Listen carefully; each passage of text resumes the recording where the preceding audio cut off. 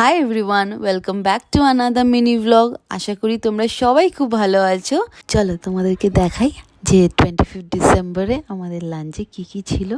লাঞ্চে ছিল হচ্ছে প্রথমেই মাছের মাথা দিয়ে ডাল, তারপরে ছিল হচ্ছে মাছের কালিয়া, কাতলা মাছের কালিয়া, আর এদিকে নর্মাল প্লেন রাইস আর বাঁধাকপি দিয়ে চিংড়ি মাছটা করেছিলাম, ওইটা ছিল।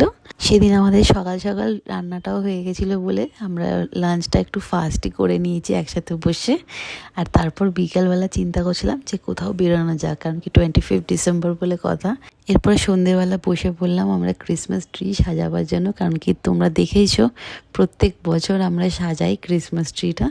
সো এইবারটাও আরও ভালো করে সাজাবার জন্য সব কটা জিনিস নিয়ে আসা হয়েছে। আর আমি তোমাদের সঙ্গে আগেও শেয়ারও করে নিয়েছি যে আমি এবার ক্রিসমাস ডেকোরেশনসের জন্য আরও কত কী কিনেছিলাম অ্যামাজন থেকে।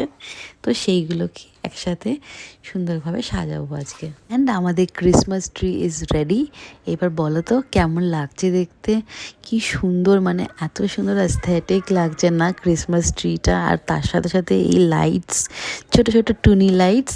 আর সব থেকে বেস্ট জিনিস লেগেছে হচ্ছে আমাদের দুজনেরই, অ্যাকচুয়ালি এটা অ্যামাজন থেকে কেনা, এই স্টার লাইটটা ভীষণ সুন্দর লাগছে। এই স্টার লাইটটা লাগিয়ে লাইক পুরো ক্রিসমাস ট্রিটাকে একদমভাবে কমপ্লিমেন্ট করছে আর পুরো কমপ্লিট লাগছে জায়গাটা।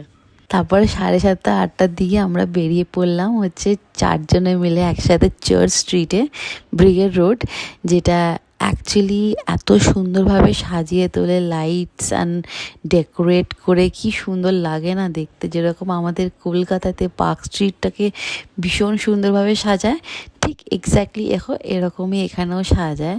আর খুব ভালো লাগে জায়গাটা। আর সেই দিনটার জন্য যেহেতু ওখানে গাড়ি চলবে না, তো রাস্তাটা পুরোটাই কভার করা থাকে। তো আমরা পুরোটাই অ্যাকচুয়ালি হেঁটে হেঁটে পুরো সুন্দরভাবে সাজানোটা দেখেছি। তারপর আমরা চলে এলাম হচ্ছে মেন লাইন চায়নাতে ডিনার করার জন্য। ভীষণ খিদে পাচ্ছিলো। সো আমরা এখানে অর্ডার করেছিলাম হচ্ছে গোল্ডেন ফ্রাইড প্রনস আর নুডলস অ্যান্ড চিলি ফিশ, যেটা খেতে ভীষণ ভালো ছিল। ওভারঅল প্রত্যেকটা খাবার এদের ভালো থাকে। Okay, so that's it for today. ভিডিওটা ভালো লাগলে লাইক করে দিও।